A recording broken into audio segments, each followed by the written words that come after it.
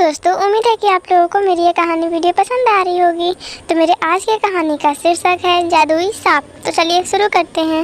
एक महाराष्ट्र नामक गांव में एक बहुत बड़ा सांप रहा करता था, लेकिन वो बहुत जादुई सांप था जो इंसान मन का बहुत अच्छा, सुंदर स्वभाव का, ईमानदार और जो बेहद दिल का साफ था, उसे उस सांप से मदद मिलती थी।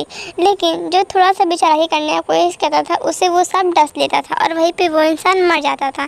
जिस वजह से सारे गांव के लोग अपने आप को बहुत साफ दिखाने की कोशिश करते थे कि मैं दिल का बहुत साफ़ हूँ, लेकिन कोई भी उस सांप के पास नहीं जाया करता था, क्योंकि सबको पता था कि कोई भी अपने अंदर से कोई भी सांप नहीं है। सभी के अंदर कोई ना कोई चोर छिपा हुआ है। लेकिन वहाँ एक व्यक्ति था जिसे बहुत ज़्यादा दिक्कत था, बहुत ज़्यादा परेशानी था। उसकी बीवी बहुत बीमार रहा करती थी।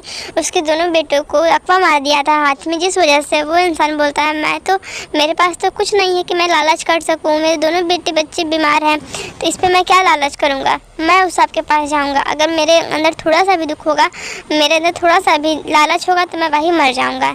तो इस हालात में जीने से अच्छा है कि मैं ही वहीं मर जाऊं।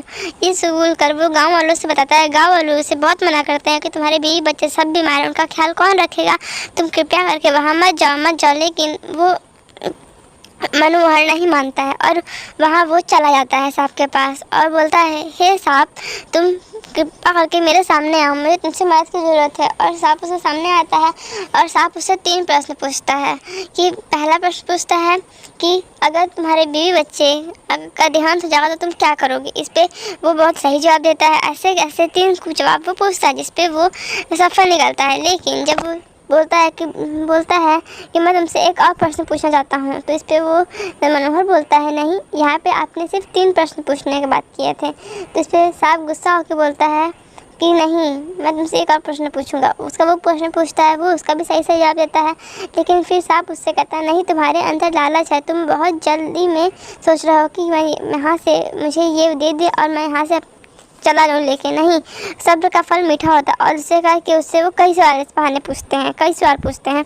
इसका वो सही जवाब देना चला जाता है। तो उसे सांप को ही पता चल जाता है कि हाँ, ये इसके मन में थोड़ा सा भी लालच नहीं है, क्योंकि इसके पास है ही क्या।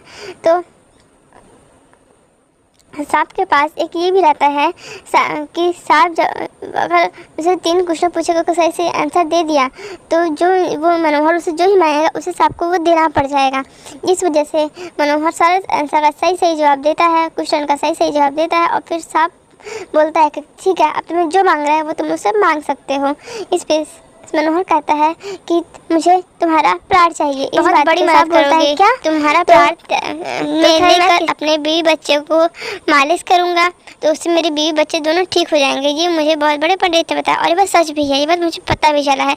इस पे वो बोलता है, ठीक है, पर मेरी एक शर्त है कि तुम मेरा आधा प्राण मेरे में रहने दोगे, ऐसे मैं 10 साल बाद फिर से जन्म ले सकूं। इस पे बोलता है, ठीक है, मैं तुम्हारा आधा प्राण छोड़ दूंगा। और फिर सारे गांव वाले हैरान रह जाते हैं ये सब चीज़ देखकर। और 10 साल बाद फिर से वो सांप सही सलामत उसी नदी में रहने लगता है और उसके बीवी बच्चे भी वो गांव छोड़ के चले जाते हैं अपने पति के साथ, मनोहर के साथ। वॉचिंग वीडियो अच्छी लगी हो तो लाइक से सब्सक्राइब करना भूलें। बाय बाय दोस्तों।